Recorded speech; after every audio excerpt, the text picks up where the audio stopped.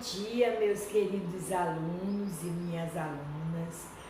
Estamos de volta mais uma vez para darmos continuidade ao nosso trabalho, nossa aula. Nós estamos deveras felizes e regozijados com o nosso Deus.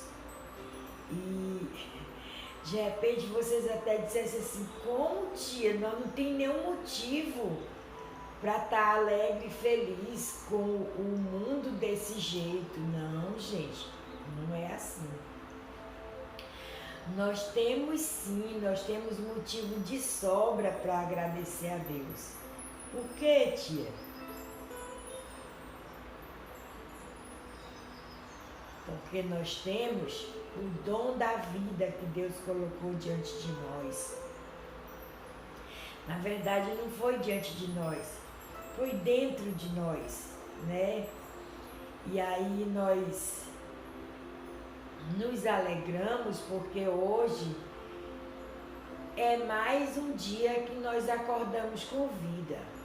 Vocês já pararam para pensar quantas pessoas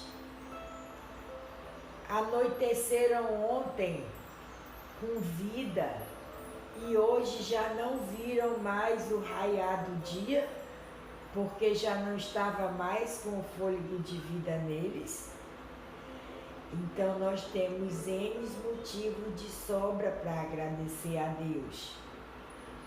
E dessa vez nós estamos voltando para fazer a nossa videoaula de ensino religioso. E a aula de ensino religioso é sempre um processo de refletir sobre as nossas atitudes, sobre as nossas ações, sobre nossa forma de agir com as pessoas, na forma de agir com os nossos sentimentos diante de Deus. E tanto é que boa parte dos alunos nossos, eles são desde o princípio, boa parte, não estou dizendo todos, mas desde o início da vida escolar de vocês foram alunos da escola Paulo de Tarso.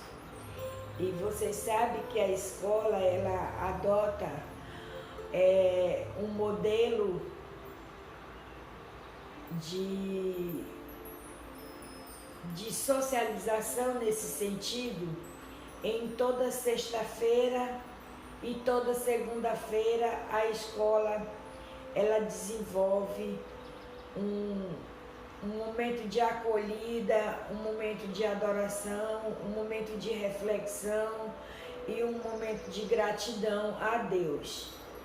E ainda, se somado a isso, a escola, até onde eu tenho nesses 16 anos de escola, geralmente a aula de ensino religioso, ela vem para a data do dia da semana, dia de sexta-feira. Se vocês forem observar, isso tem todo a ver com a estrutura de trabalho que Deus desenvolveu aqui na Terra no início da criação. Ele trabalhou segunda, trabalhou terça, trabalhou quarta, trabalhou quinta, né? Trabalhou sexta, mas sempre no final de semana, ou aí no final da sua boa obra, ele sempre parava para refletir. E quando ele analisava, a Bíblia vai dizer, em todas as conclusões de coisas que Deus fez, a Bíblia diz, e viu Deus que isto era bom. Então, quando a gente observa isso, a gente vai perceber que isso é importante, não só nas outras atividades da nossa vida, mas também no decorrer do nosso ano letivo. Nós estamos aqui nessa modalidade de ensino, nessa videoaula, cumprindo um propósito. Que propósito é esse? É desenvolver o processo de ensino-aprendizagem em nós. E quando eu digo ensino-aprendizagem, é porque o aluno, ele não somente aprende, ele também ensina. É por isso que esse processo é chamado de processo de ensino-aprendizagem. E não é nada melhor do que nós chegarmos no nosso final de semana fazendo sempre uma avaliação do nosso rendimento, né, do nosso desenvolvimento, dos nossos erros, dos nossos acertos, né? Para que, tia, que isso acontece? Para que quando nós dermos início ao novo ciclo na semana que vem, aquilo que nós erramos nessa semana, nós não podemos não errar na semana que vem. E isso graças ao quê? A avaliação, gente. Deus avaliou quando ele fez a sua obra e ele parava para avaliar, né? A Bíblia diz, ele dizia, e viu Deus que isso era bom. Inclusive, quando ele pegou o bolinho de barro e fez o homem com as suas próprias mãos, eu estou dizendo aqui homem, que é o homem que ele deu o nome de Adão, né? A Bíblia vai dizer que e viu Deus que era muito bom. Então não era nem somente bom, era muito bom, né? E nós temos visto nesses primeiros meses de aula, tanto na escola quanto aqui na nossa unidade à distância, na aula de ensino religioso, sobre o amor de Deus pelas pessoas, né? Nós vimos a história do bom samaritano, né? Que é possível uma pessoa se compadecer da outra. Nós vimos a história de que Jesus ele foi na casa de Jairo somente curar a filha de Jairo. A grandeza do amor de Deus pelas nossas vidas, ela é imensurável. Tal qual a filha de Jairo poderia ser nós servimos o mesmo Deus. Depois nós vimos a manifestação do amor de Deus pela vida de Jonas, porque mesmo desobediente, Deus teve o cuidado de não deixar as circunstâncias da vida ceifar a vida de Jonas por conta da desobediência dele.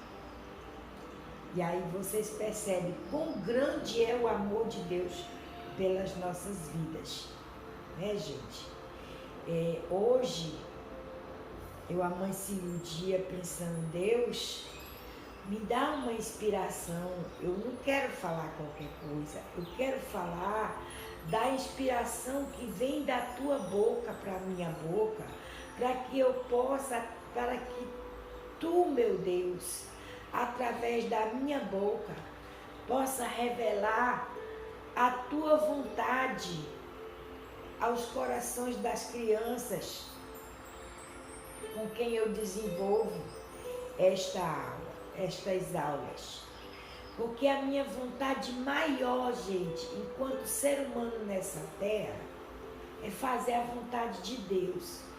E nós, durante muitos dias e tempo na escola, a gente vê que nós fazemos um momento de oração e acolhida e a gente vê um desejo da natureza pecaminosa tão grande que às vezes vocês estão ali nas filas, no nosso momento de acolhida na escola, e nós estamos ali a aconselhar as crianças, a mostrar para elas que existe o arrependimento, que existe alguma coisa que deve e que pode ser feita, não no sentido que nós venhamos barganhar a Deus, porque vocês sabem, tanto a minha família me ensinou, quanto a família de vocês, e a escola também ensina para vocês esses princípios, esses valores de que o ser humano ele foi feito para obedecer a Deus, para agradar a Deus, mas não é no sentido de barganhar. Como assim, tia, barganhar? Eu vou obedecer para me ganhar tal coisa. Igual do tipo assim, tem muitos alunos que chegam para mim e dizem assim, ah, tia, a minha mãe falou, o meu pai falou que se eu passar de ano eu vou ganhar uma bicicleta. Isso não tem nada a ver, gente, com ensino-aprendizagem. Você está na sala de aula, na escola para aprender, independente de ganhar presente ou não ganhar presente. Isto daqui é um propósito para a vida de vocês. Estão entendendo? É um propósito.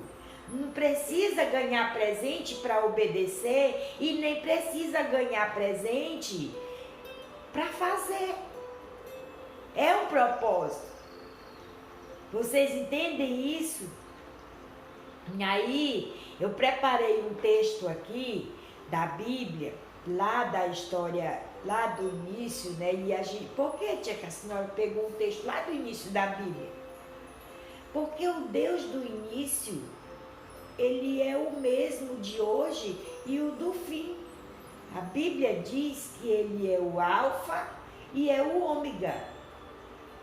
Ele estava no princípio, ele está no meio e ele também vai estar no fim. Ele não depende de dar explicação para ninguém e nem dizer nada do que ele vai fazer. Se ele dizer que vai fazer, ele vai fazer e pronto. Quem somos nós para estar questionando alguma coisa do que Deus fez, do que ele faz ou do que ele deixa de fazer, né?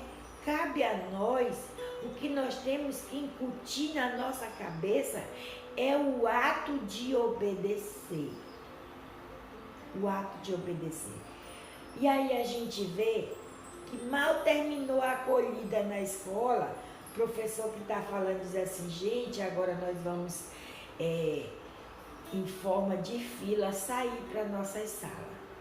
Aí tem uns, parece que na mesma hora que acabou de ouvir a palavra obediência, sabe o que eles fazem? Sai correndo e sobe a escada. Como se a sala de aula fosse correr do lugar, como se a tua cadeira, quando te visse, fosse sair voando. Gente, é obedecer. Obedecer. As pessoas que obedeceram a Deus na Bíblia foram as mais sucedidas, as de mais sucesso na Bíblia. Por quê, tia? Porque deixaram Deus governar a vida deles. Quando uma pessoa deixa Deus governar a sua vida, a história dele muda, com certeza, e muda para melhor. E aí, gente, nós vamos entender que o obedecer, ele se dá por amor. É por amor que a gente obedece. Não é por barganha e nem por moeda de troca. Eu vou obedecer para me ganhar tal coisa. Isso não existe, gente. Deus, ele conhece, porque talvez você pode estar falando na sua boca. Eu vou obedecer. E depois, sabe o que fazer? Fazer igual Jonas. Ouviu e não obedeceu. Né? E a Bíblia diz que Deus castiga quem ele ama. Ele castiga, tal qual o pai também castiga o filho quando o filho desobedece. Vocês conhecem N histórias da minha vida que eu tenho contado para vocês na sala de aula, né? Sobre o modelo, o reflexo do que é obedecer e o que é não obedecer, o que é viver uma vida de desobediência, né? E aqui no livro 4 de hoje, estou com minha Bíblia aqui, no livro 4 de Deuteronômios, é bem no início da Bíblia, tá? lá em Deuteronômio, capítulo 4, tem um texto que diz: Moisés exorta o povo à obediência. Vocês estão entendendo como que é? O ser humano, ele não consegue viver feliz porque, querendo ou não, gostando ou não, ele está condicionado a viver na obediência. Mas só que quando o ser humano prefere da sua própria natureza viver uma vida de desobediência, ele próprio cria situações em sentido figurado, chamado de forca, para que ele mesmo possa cair, né? Tem um ditado que diz que quem planta vento colhe tempestade, e quem faz a cova cai nela, né? Quem prepara um cenário de desobediência, pensando que vai fazer o mal para os outros, está atraindo o mal para a sua própria vida. E nós vemos na primeira unidade do amor de Deus para com as pessoas. E aqui nós vamos ver nessa próxima unidade o amor das pessoas para com as pessoas. É possível sim você ser bom, é possível sim você amar as pessoas com o mesmo amor que Deus deu para você. Olha o que diz. O título dessa leitura diz: Moisés exorta o povo à obediência. Agora, pois, ó Israel, ouve os estatutos e o juízo que eu vos ensino, para os cumprirdes, para que vivais, e entreis e possuais a terra que o Senhor Deus vos deu, que o Senhor Deus de vossos pais vos dá. Nada acrescentareis à palavra que vos mando, nem diminuireis dela, para que guardeis o mandamento do Senhor vosso Deus, que eu vos mando. Os vossos olhos têm visto que o Senhor fez por causa de Baal-peor. Pois todo homem que seguiu a Baal-peor, o Senhor teu Deus consumiu do meio de ti. Porém, vós que vos chegastes ao Senhor vosso Deus, hoje todos estáis vivos. Vede aqui, vos tenho ensinado estatutos e juízo, como me mandou o Senhor. Isso aqui era Moisés dizendo: meu Deus, para que assim façais no meio da terra, a qual ides a herdar. Olha isso, gente.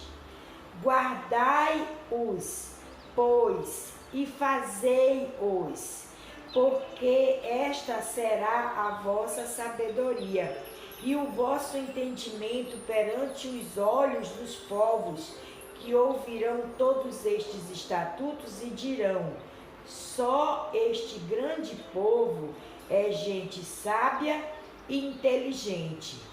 Porque que gente há tão grande que tenha deuses tão chegado como o Senhor, nosso Deus, todas as vezes que o chamamos. E que gente há tão grande que tenha estatutos e juízo tão justo como toda esta lei que hoje vos dou perante vós. Olha esse conselho: tão somente guarda-te a ti mesmo e guarda a tua alma, que te não esqueça daquelas coisas que os teus olhos têm visto, e se não aparte do teu coração todos os dias da tua vida, e farás saber a teus filhos e os filhos dos teus filhos, no dia em que estiveste perante o Senhor teu Deus. Viu, gente? Quem era que estava dando esse conselho aqui para o povo? Hein? Era Moisés. Moisés, naquele tempo, era o líder do povo. Tia, por que a senhora está falando isso?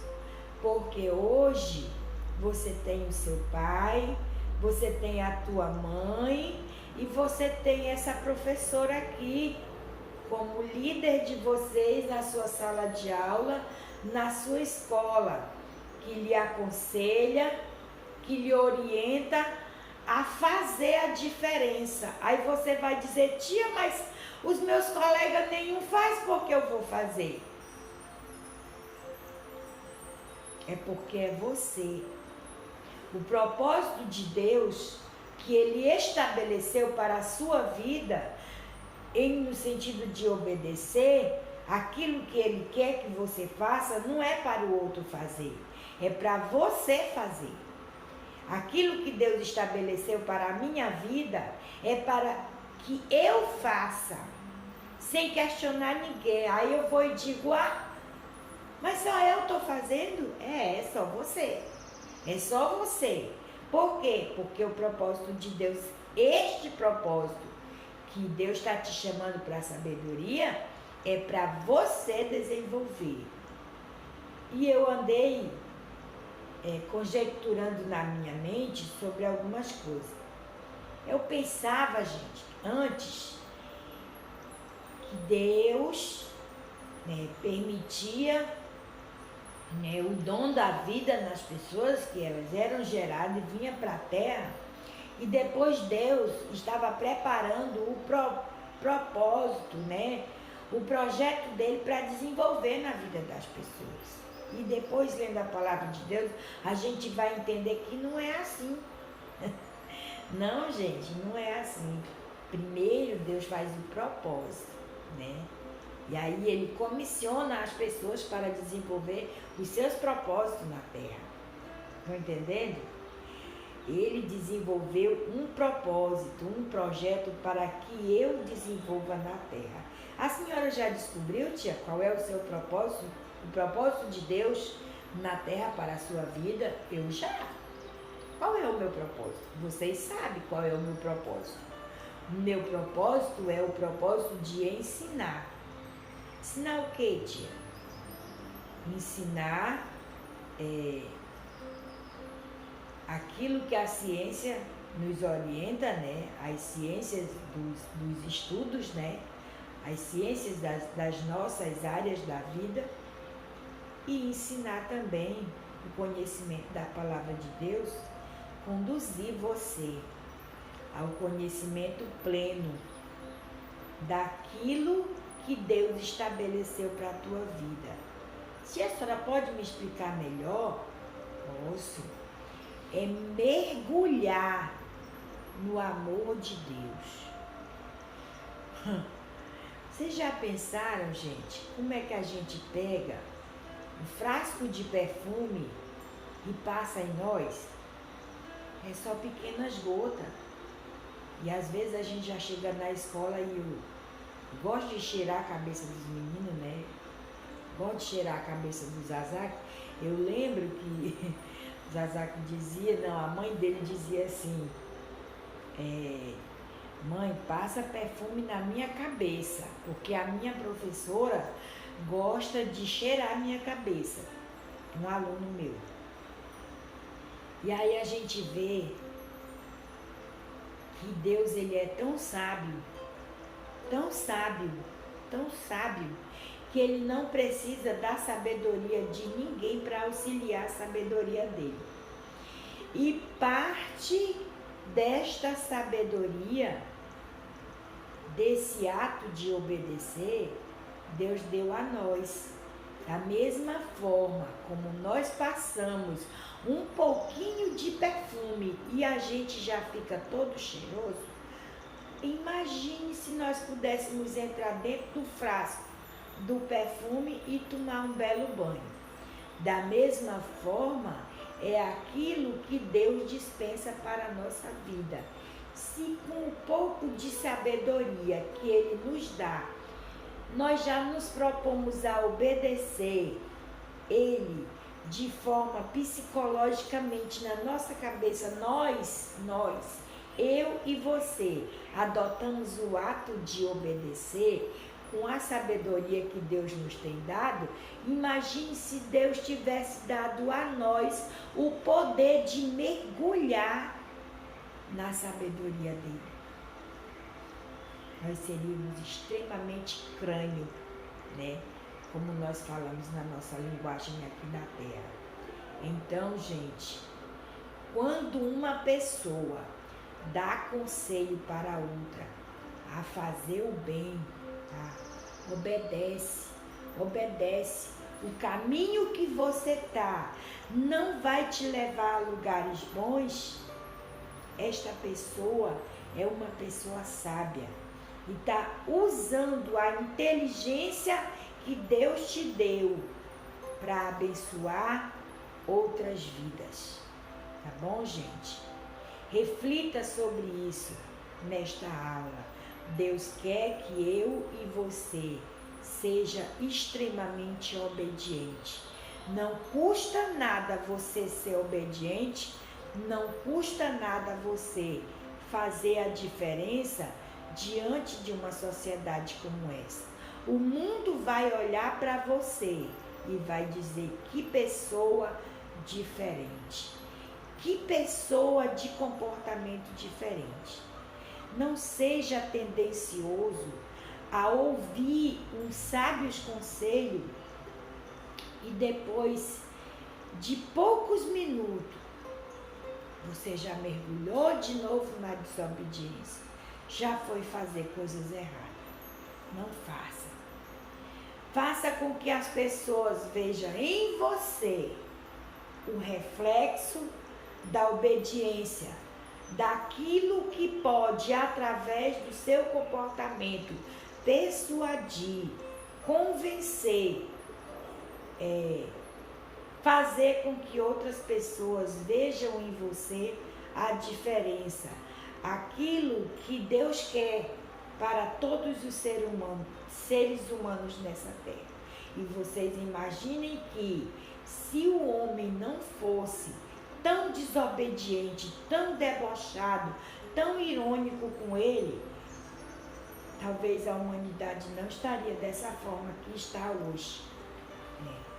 Hoje Deus te chama para mudar, para ser diferente, para fazer com que as outras pessoas vejam em você um modelo de obediência. Reflita sobre isso. Tá bom, gente? Deus abençoe a vida de vocês.